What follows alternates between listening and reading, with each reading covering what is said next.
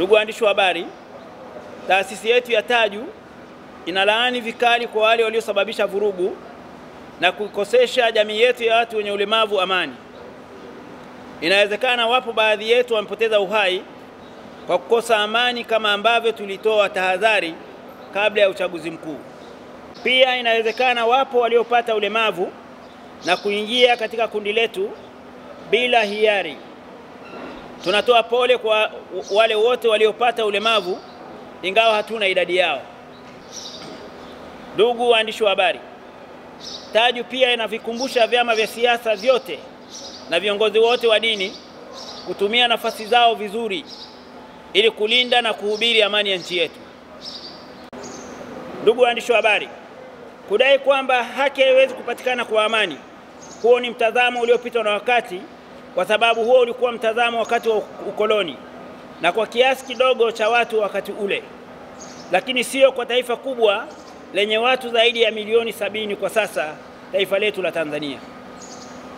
Ndugu waandishi wa habari, kwa ulimwengu wa sasa hivi, ili kulinda amani yetu, hatupaswi kuiga mataifa madogo yanayofanya vurugu bila ufumbuzi wa matatizo yao kama Madagascar. Hivyo, Taju inawaasa na kuwaomba Watanzania kuacha kuiga mambo ya nje yasiyokuwa na tija kwa taifa letu. Pia, Taju inawaomba Watanzania wote kutumia mitandao kuchagua mema na kuacha mabaya, kwani sio yote yaliyopo mtandaoni yanafaa kuigwa.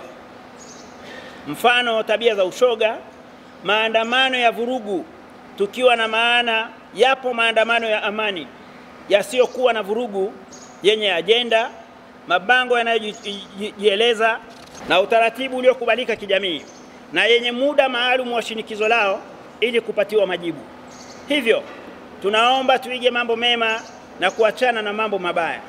Naitwa Paul Majige, ni mgombea ubunge wa jimbo la Kibiti kutokea chama cha SAU.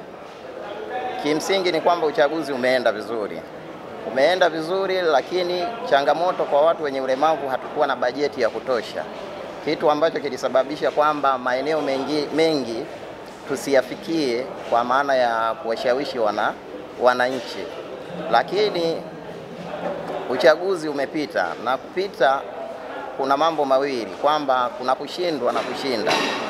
Kwa ambaye alichanga karata zake vizuri ameshinda, na ambao hatukuzichanga karata zetu vizuri hatukushinda. Maana yake ni kwamba tukajipange upya ili kusudi tuone ni namna gani tunaweza tukawafikia wananchi kwa kiasi kikubwa, ili kusudi kwa mara nyingine tuwe katika mfumo mzuri wa kuweza kushinda.